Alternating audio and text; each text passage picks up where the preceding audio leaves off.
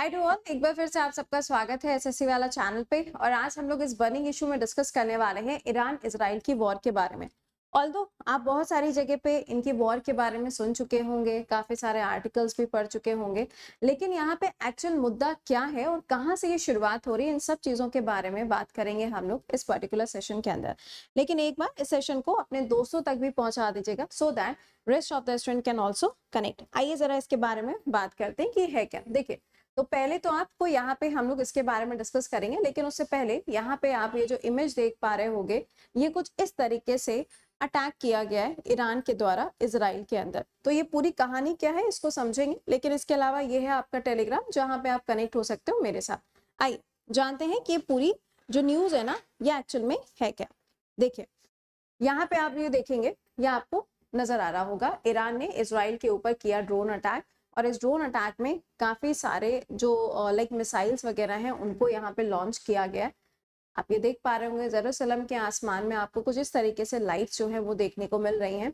तो ये सारी चीजें चल रही हैं, लेकिन इन सभी चीजों से पहले हमें ये जानना जरूरी है कि एक्चुअल में ये सारी जो चीजें हैं ना, ये कहाँ से शुरू हो रही हैं।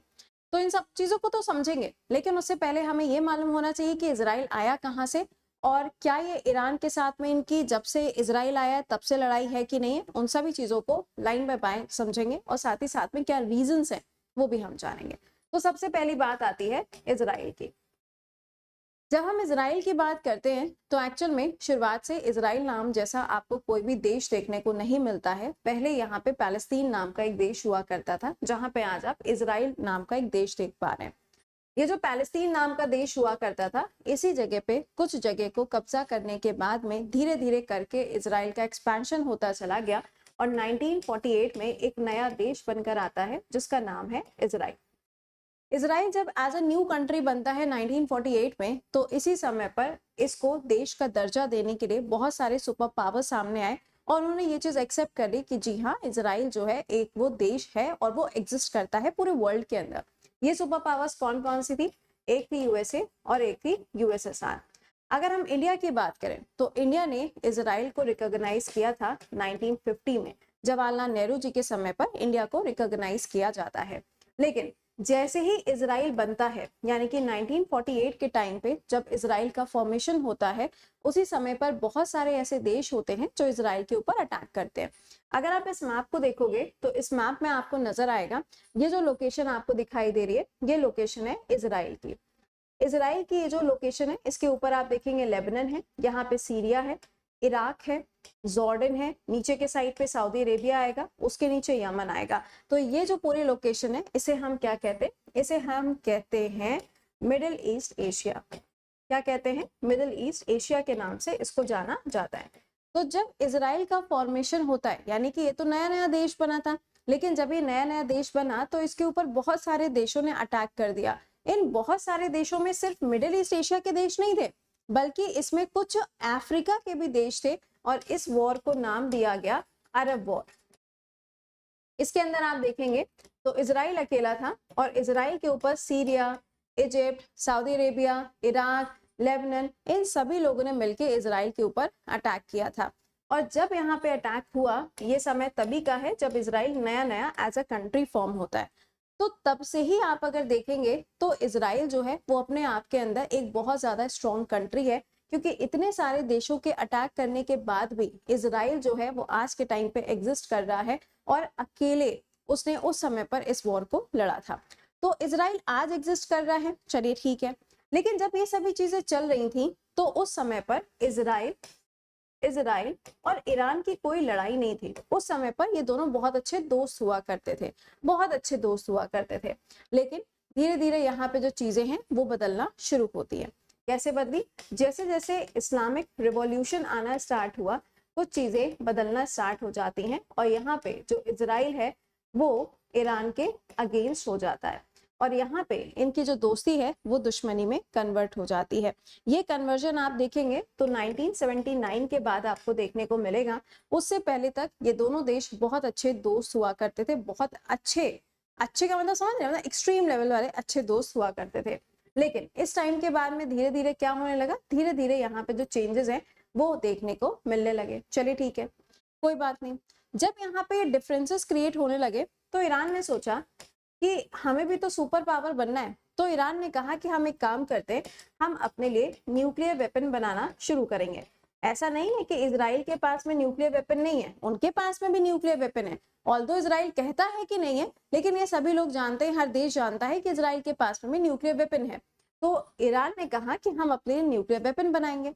अब इजराइल जो है ये था दोस्त किसका, यूएसए का।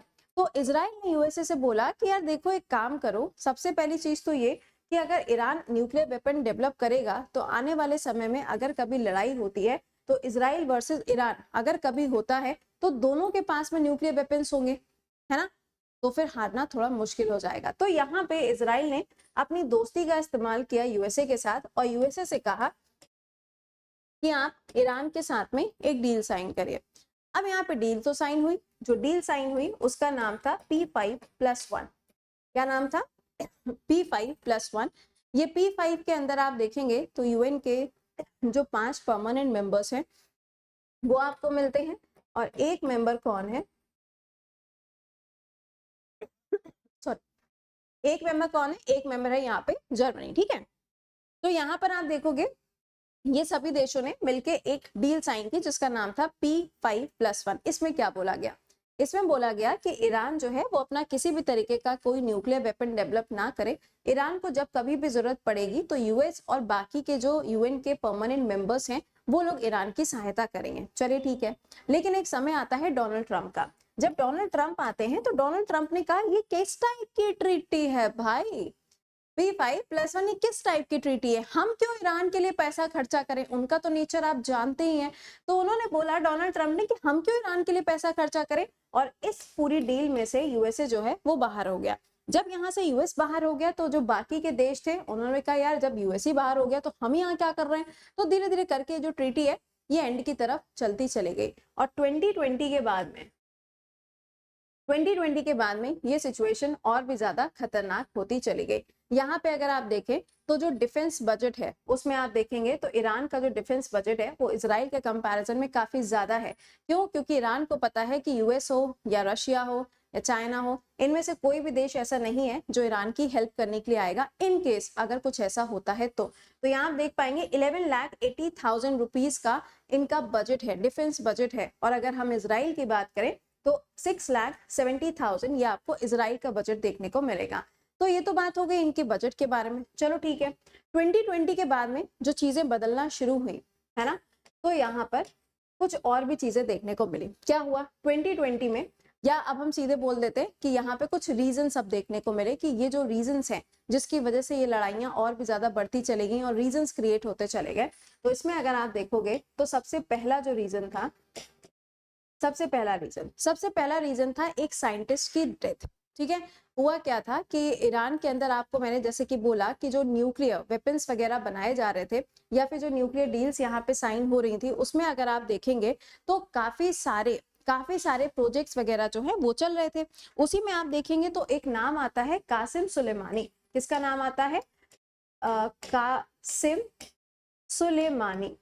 ठीक है, इनकी डेथ हो जाती है या कह दीजिए कि इनको मार दिया जाता है। किसके द्वारा मारा जाता है? यूएस के द्वारा। और ये बहुत ही फेमस साइंटिस्ट थे ईरान के और ये न्यूक्लियर प्रोजेक्ट्स के ऊपर काम किया करते थे। तो पहला रीजन तो यहाँ पर ये बन के आ गया, क्योंकि इजराइल ने बोला था ना यूएसए को कि भैया इनको देखना कहीं अपने यहाँ पे न्यूक्लियर वेपन ना डेवलप कर लें। दूसरा रीजन जो यहाँ पे क्रिएट हुआ वो ये था कि ईरान जो था ना वो न्यूक्लियर वेपन तो बनाना चाहता था। इसी चक्कर में तो ईरान का क्या हो गया, यूएसए के साथ में भी पंगा हो गया। क्यों? क्योंकि यूएसए कह रहा है भैया तुम मत बनाओ, क्योंकि इजराइल कह रहा है, और ईरान कह रहा है कि यार तुम मेरा साथ दे नहीं रहे हो तो मैं तुम्हारी बात क्यों सुनूं। तो यहाँ पे क्या हो गया, जो दूसरा रीजन बना वो ये था कि ईरान कुछ और चाहता है, यूएसए कुछ और चाहता है। तो यहाँ पे जो कॉम्प्लिकेशंस है ना वो इन दोनों के बीच में धीरे धीरे बढ़ना शुरू हो जाती है। तीसरे अगर हम रीजन की बात करें तो तीसरा रीजन है हमास। ये जो हमास ग्रुप है ये आपको देखने को मिलेगा किस पर्टिकुलर जगह पर। आप अगर मैप में देखोगे तो मैप के अंदर जो इजराइल का एरिया है जहां पे आपको गाजा पट्टी देखने को मिलेगी, गाजा स्ट्रिप देखने को मिलेगी, वहां पे आपको हमास ग्रुप देखने को मिलता है। और ये जो हमास ग्रुप है इन्होंने क्या किया, इन्होंने किया इजराइल के ऊपर अटैक। अब इजराइल का मानना ये है कि जो हमास ग्रुप है इनको सपोर्ट करता है कौन? ईरान।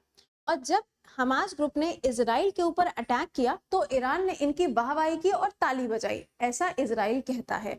तो यहाँ पर इनको लगता है, इजराइल को लगता है कि इनको सपोर्ट किसका है, ईरान का, इनके पास में सपोर्ट है। चलिए ठीक है।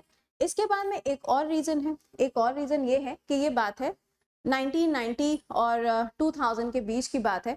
जो स्ट्रेट ऑफ हॉर्मूज है ना, जो पर्शिया की खाड़ी और गल्फ ऑफ ओमान को जोड़ता है ना, एक आपको वो देखने को मिलती है जगह स्ट्रेट ऑफ हॉर्मूज, और एक जगह आपको देखने को मिलती है रेड सी वाली, जहां पे आपको मिलता है बाबल मंदाब। तो जब भी कोई शिप बाबल मंदाब के स्ट्रेट से होता हुआ जाता है ना, जब भी कोई शिप बाबल मंदाब, या आप मैप यहाँ पे देख पाएंगे, ये आपको ईरान नजर आ रहा है, ये पर्शिया की खाड़ी है, ये गल्फ ऑफ ओमान है, यहाँ पे स्ट्रेट ऑफ हॉर्मूज है, ये हो जाएगा रेड सी, यहाँ पे देखेंगे गल्फ ऑफ ओमान है, और ये हो जाएगा बाबल मंदाब, राइट। तो जब भी कोई जहाज, कोई भी शिप यहाँ से जाया करता था, चाहे वो किसी भी कंट्री का हो, तो ऑब्वियस सी बात है कि यहाँ पे निगरानी रखी जाती होगी। तो इस जगह पे निगरानी रखने की जिम्मेदारी जो हुआ करती थी वो इजराइल की थी, क्योंकि यहाँ पे आपको इजराइल दिख रहा है।